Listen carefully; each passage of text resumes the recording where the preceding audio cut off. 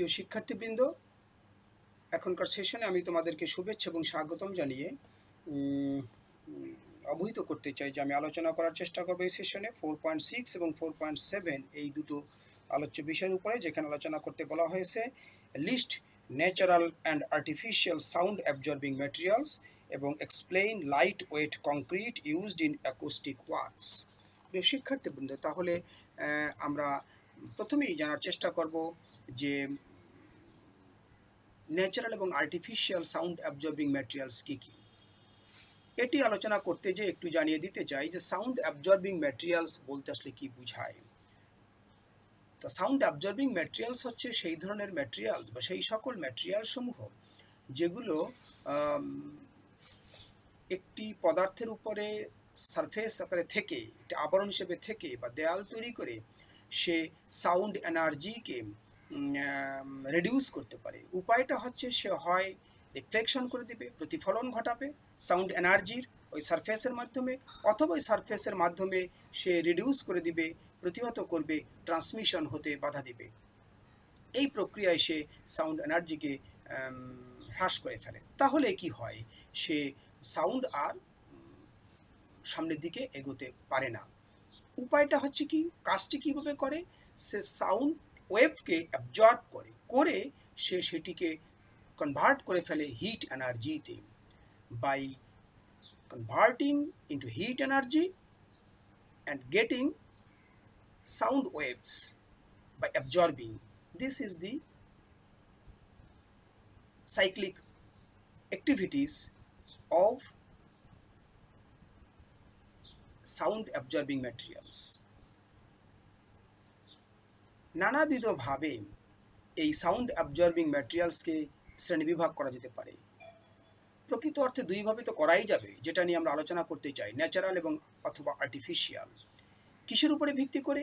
এর অরিজিন যে কম্পোজিশনগুলো সেগুলো কোনভাবে পাওয়া যায়, কোত্থেকে পাওয়া যাচ্ছে, নেচার থেকে নাকি আর্টিফিশিয়ালি করা হচ্ছে, এর উপরে ভিত্তি করে এই দুইভাবে করা যেতে পারে।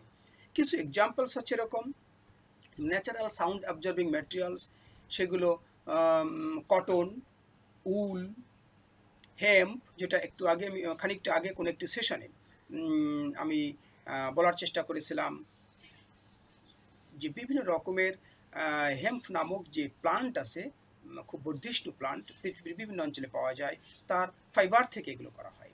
ব্যাম্বু, বাঁশ আমরা যেটা চিনি এবং জানি, এবং কোকোনাট হাস্ক এবং অর্থাৎ নারকেলের যে সোবরা, এগুলো সবই হচ্ছে আমাদের খুব উৎকৃষ্ট মানের ন্যাচারাল সাউন্ড অ্যাবজর্বিং ম্যাটেরিয়ালস। নানাবিধ উপায়ে এগুলোকে প্রসেস করে, বিশেষ করে ফাইবারগুলোকে ব্যবহার করেই সাউন্ড অ্যাবজর্বিং ম্যাটেরিয়ালস তৈরি করা হয়।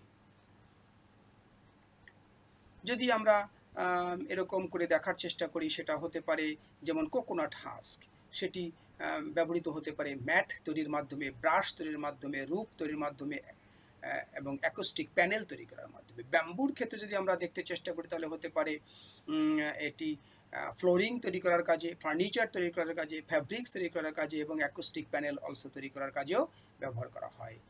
হেম্পের ক্ষেত্রে ওরকম বলা যেতে পারে যে clothing, rope, fabrics, acoustic panel তৈরি করার কাজে বা আবৃত করার কাজে হেম্প ব্যবহার করা হয়।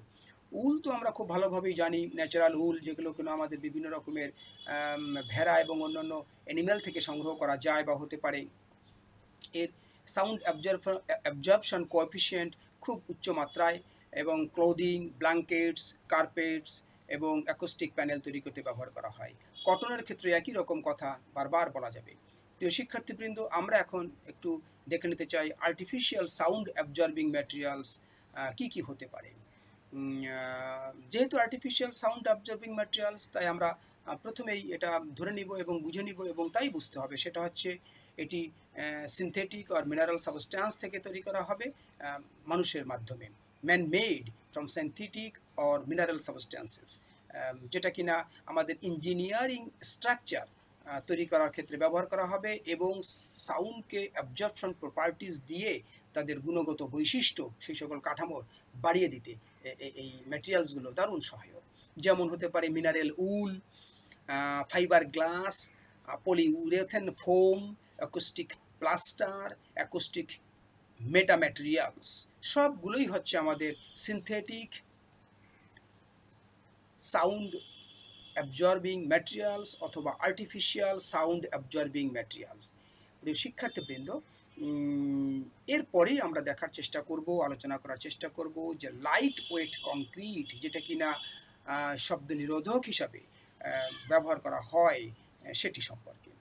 লাইট ওয়েট কংক্রিট আসলে তেমন নতুন কিছু না, কিন্তু একেবারেই নতুন। সেটা হচ্ছে এই যে আমরা যে কংক্রিট তৈরি করি বা দেখতে পাই বা পাওয়া যায়, সেগুলো মূলত যেভাবে থাকে তার থেকে খুব কম ঘনত্বের, লোয়ার ডেন্সিটির যদি কোনো কংক্রিট তৈরি করা হয়, বিভিন্ন লাইট ওয়েট এগ্রিগেটস অথবা ফোমিং এজেন্ট ওর মধ্যে মিশিয়ে, কংক্রিটের যে উপাদানসমূহ থাকে তার মধ্যে মিশিয়ে, তাহলেই সেই কংক্রিটটি মূলত হয়ে যাবে হচ্ছে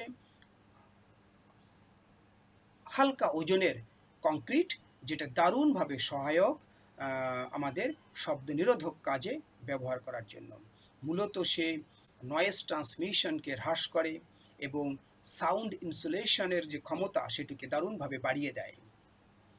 এর গুলো কেমন কেমন হতে পারে? যেমন হতে পারে foamed concrete, geopolymer concrete, fibre reinforced concrete, এই সকল নামে এগুলো পাওয়া যেতে পারে বা হতে পারে। ফোমড কংক্রিট হচ্ছে কিছুই নয়, যেমন করে ওর সংজ্ঞার ভিতরে বলা হচ্ছিল, আমরা এমন কিছু ফোমিং এজেন্ট এই কংক্রিটের মধ্যে দিয়ে দিব, যার কারণে সিমেন্ট, ওয়াটার এবং অন্যান্য যে উপাদানগুলো থাকে তার মধ্যে এগুলো ব্যবহার করবে, যাতে কিনা সে এয়ার বাবল তৈরি করতে সহযোগিতা করে। ওই মিক্সচারের মধ্যে থেকে এয়ার বাবল তৈরি করবে, যাতে কি হবে, সে সাউন্ড এনার্জিটাকে প্রপাগেট করতে দিবে না, সাউন্ড অ্যাবজর্পশন করে নেবে, অর্থাৎ সাউন্ড ওয়েভকে সে বাধা দিবে বা ডাইভার্ট করে দেবে। এই সকলভাবেই সে ফোমড কংক্রিট ব্যবহৃত হয়। যেমন ওয়াল, ফ্লোর, সিলিং এবং পার্টিশনের ক্ষেত্রে এগুলো ব্যবহার করা যেতে পারে। জিওপলিমার কংক্রিট, এটা মূলত ফ্লাই অ্যাশ ইউজ করা হয়, যেটা কিনা কোল কম্বাসন থেকে পাওয়া যায় ওই কংক্রিটের মধ্যে। তাহলে সে ওই একটি বাইন্ডারের মতো কাজ করলো, একই সাথে কংক্রিটের ডেন্সিটি কমিয়ে দেয়, সে থার্মাল কন্ডাক্টিভিটিকে নামিয়ে দেয় এবং সাউন্ড অ্যাবজর্পশন ক্যাপাসিটি খুব বাড়িয়ে দেয় অপেক্ষাকৃত নর্মাল কংক্রিটের তুলনায়।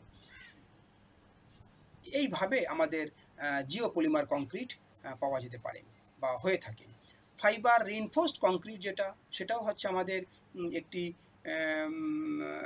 লাইট ওয়েট কংক্রিট, কিন্তু কিভাবে সেটি তৈরি হতে পারে, যেমন fibres, steel, glass, polypropylene, natural fibres এই কংক্রিট মিক্সচারের মধ্যে মিশিয়ে দেওয়া হবে। মূলত সে কি করে, সে তার স্ট্রেংথ মোটামুটি থাকে, কিন্তু টাফনেস থাকে, ডাক্টিলিটি বাড়িয়ে দেয় নর্মাল কংক্রিটের তুলনায়, এবং সেটা ওর মধ্যে থেকে সে বিভিন্ন জায়গায় ফাঁকা স্থান তৈরি করতে সহযোগিতা করে, যার কারণে সাউন্ডকে সে অ্যাবজর্ব করে নিতে পারে, সাউন্ড এনার্জিকে, সাউন্ড ওয়েভকে প্রপাগেট করতে দেয় না।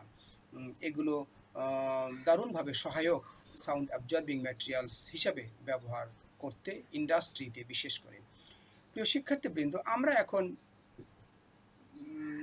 লাইট ওয়েট কংক্রিট যেগুলো অ্যাকোস্টিক পারপাজে ব্যবহৃত হয় তার কিছু সুবিধা দেখে নিতে চাই।